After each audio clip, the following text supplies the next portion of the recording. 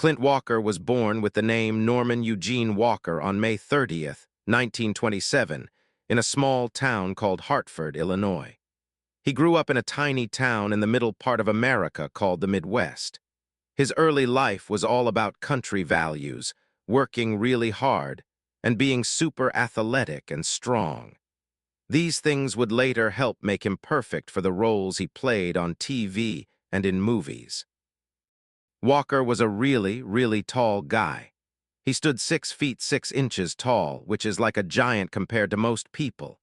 Just by standing there, he looked strong, tough, and brave, like a real-life superhero or hero from old cowboy stories.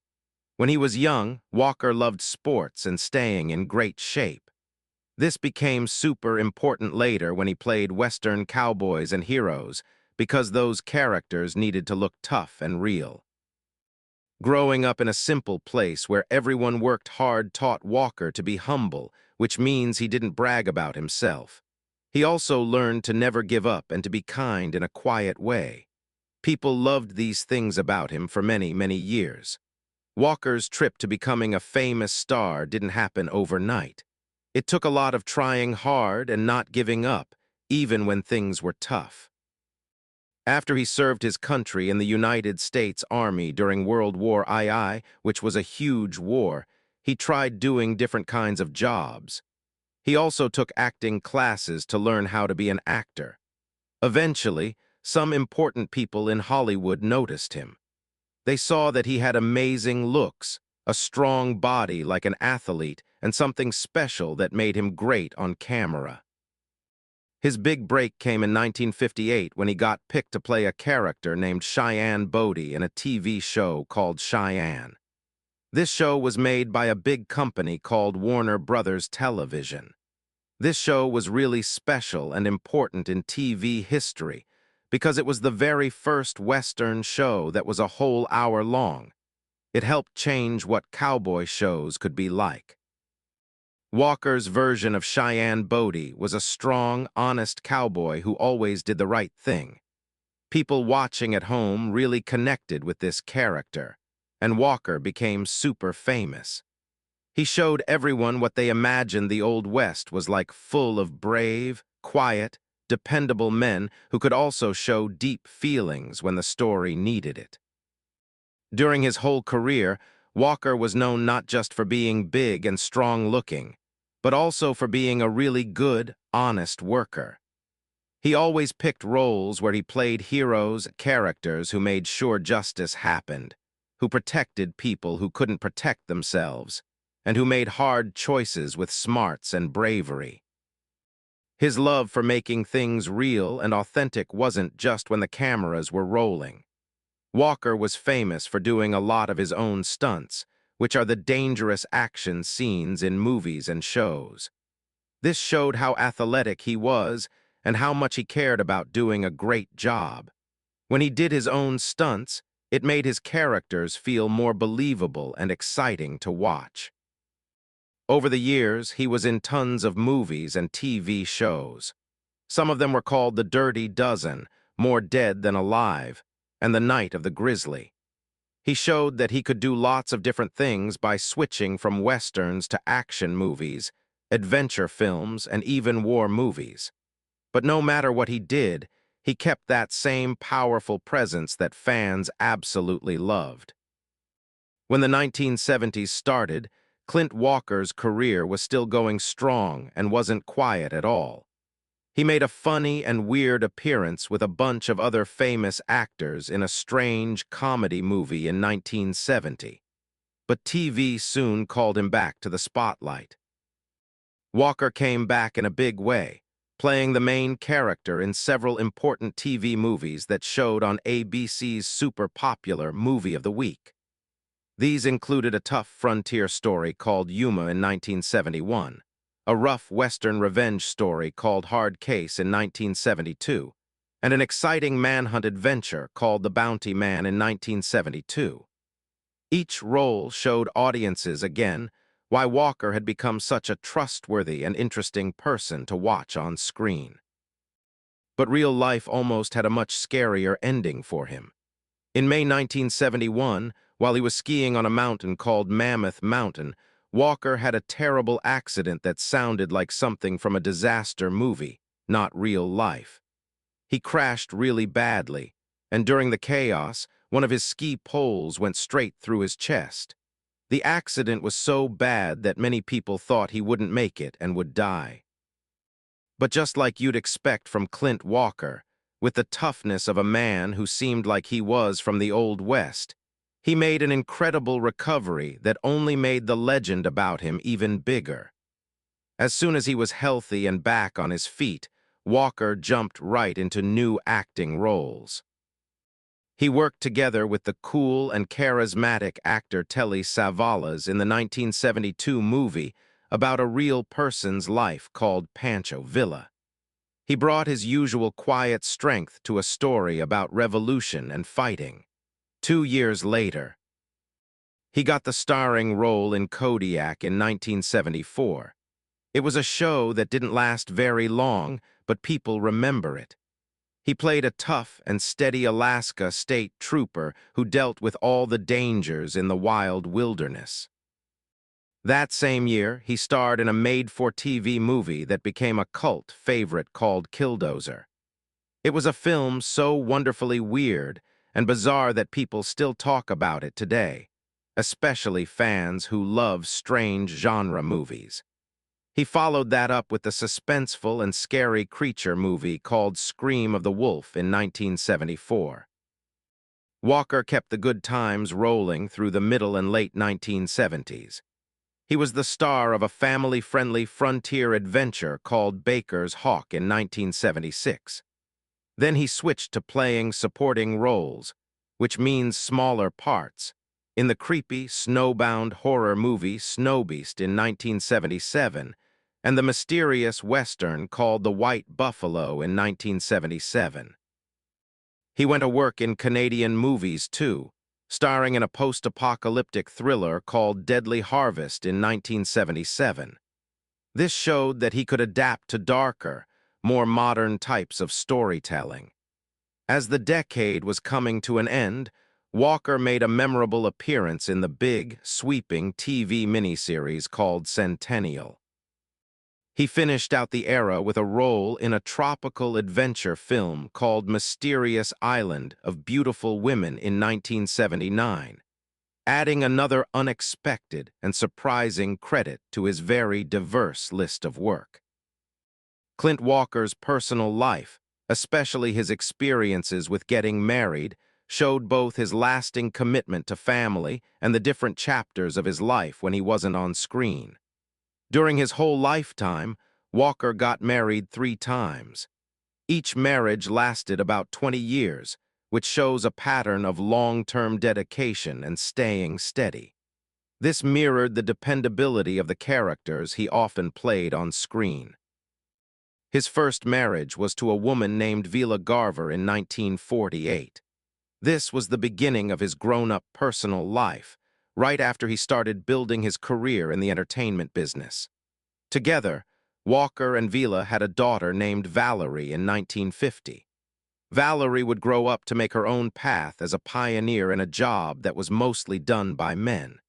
She became one of the very first female airline pilots, which was a really amazing achievement. This showed that the pioneering and brave spirit ran in the family.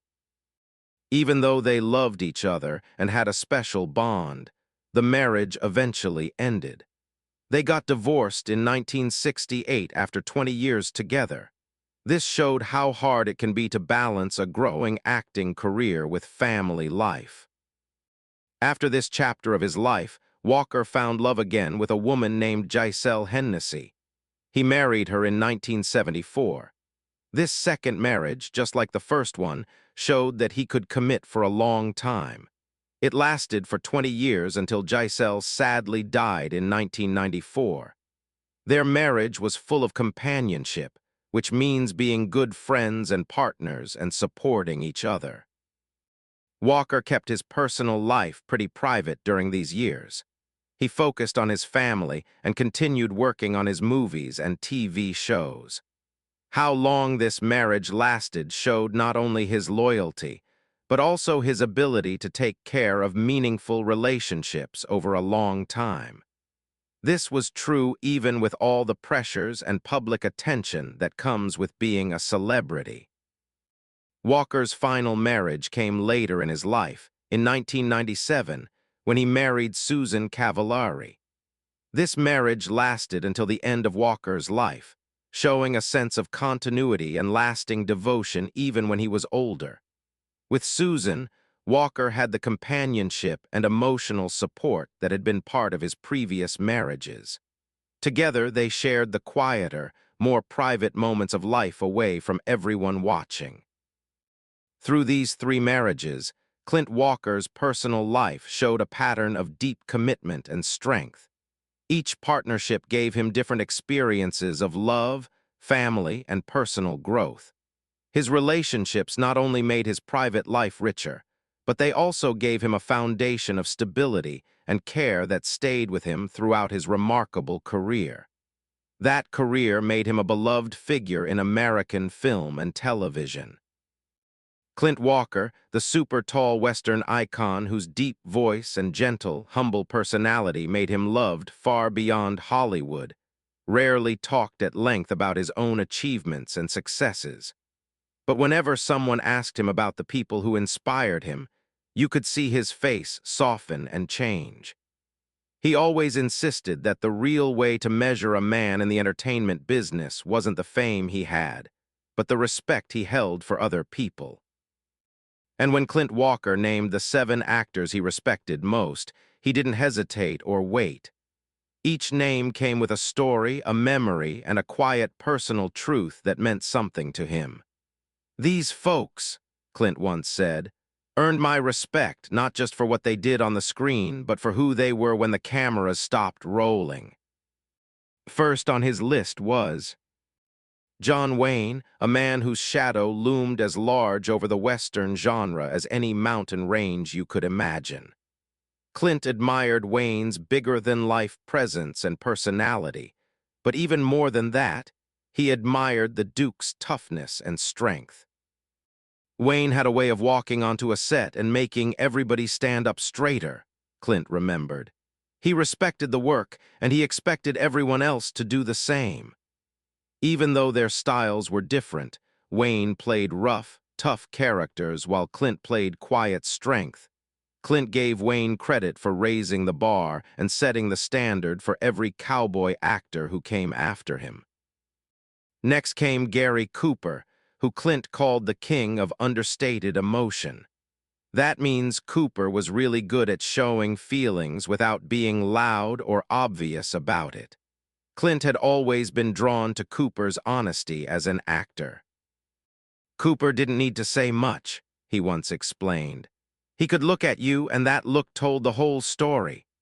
To Clint, Cooper set the gold standard for Western heroes. They were calm, thoughtful, and dignified. Walker often said that if he ever came close to showing that kind of steady moral center, he owed it to studying and watching Cooper's performances over the years. Another name on his list was James Stewart, whose sincerity and genuine nature touched Clint deeply.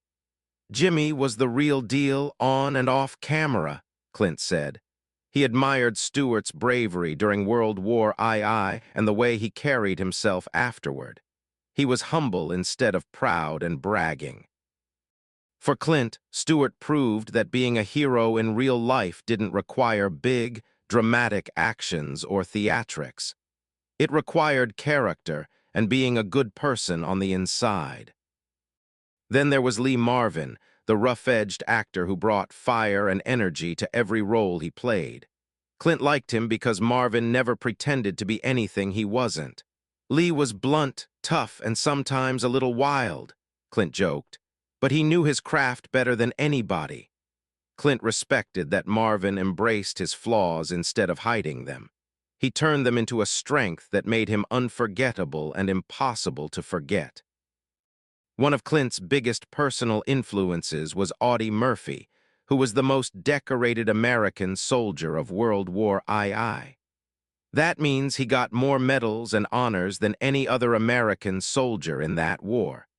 Murphy's humility, despite his amazing and staggering accomplishments, stuck with Clint throughout his whole life. Audie had seen more than most men ever will, Clint once said, but he never acted like he deserved special treatment. Clint admired that quiet resilience, which means being tough without showing off. He felt a deep connection to Murphy's soft-spoken nature and quiet way of being. He also named Henry Fonda, whose moral complexity fascinated him. That means Fonda could show characters who had complicated feelings about right and wrong.